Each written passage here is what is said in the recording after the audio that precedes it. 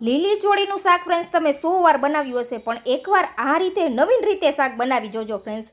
સાવ સરળ સિમ્પલ રીત છે અને ટેસ્ટ તો યુનિક આવશે. તો ફટાફટ શાક આપણે બનાવવા માટે કુકર લીધું છે. કુકરની અંદર આપણે તેલ ઉમેરીશું. તેલ થોડું વધારે રાખવાનું. પછી તેની અંદર આપણે તેલ ગરમ થાય, રાઈ, જીરું અને ઝીણું સમારેલું લસણ ને થોડી હિંગ ઉમેરી દેશું. પછી આપણે દાણા ઉમેરી દેવાના છે. થોડી કૂણી ચોળી હોય તો તેને આ રીતે કટ કરીને ઉમેરી દેશું. થોડો હળદર પાવડર ઉમેરીશું અને સરસ તેને તેલમાં સાતળી લેશું. સાથે દાણા જીરું પાવડર પણ ઉમેરી દેશું. આ રીતે આપણે 5 મિનિટ માટે સરસ દાણાને સાતળી લઈને પછી તેની અંદર આપણે ઉમેરી દેવાનું છે ટમેટું. ટમેટાને પણ આપણે સરસ તેલમાં સાતળી લેવાનું છે. પછી તેની અંદર ઉમેરીશું કાઠિયાવાડી લસણની ચટણી. લસણની ચટણીમાં લસણ ભરપૂર માત્રામાં ઉમેરવાનું છે. પછી આપણે ફરી 5 મિનિટ માટે સાતળવાનું છે. આ રીતે કિનારાથી તેલ છૂટું થઈ જાય ત્યાં સુધી આપણે સાતળવાનું છે. જરૂર લાગે તો થોડું પાણી ઉમેરી દેવાનું. આ રીતે ફ્રેન્ડ્સ સરસ સાતળવાનું છે.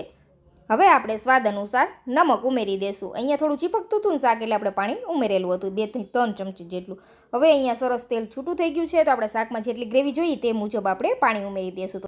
1 ગ્લાસ જેટલું આપણે પાણી ઉમેરી દેશું અને કુકરનું ઢાંકણ ઢાંકીને 3 થી 4 વિસલ કરી લેશું. 3 થી 4 વિસલ પછી આપણું શાક રેડી છે. તમે તેને બાજરાના રોટલા સાથે સર્વ કરજો. ખૂબ સરસ ટેસ્ટી લાગે છે. એકવાર આ રીતે જરૂરથી શાક ટ્રાય કરજો. રેસીપી પસંદ આવી તો ફોલો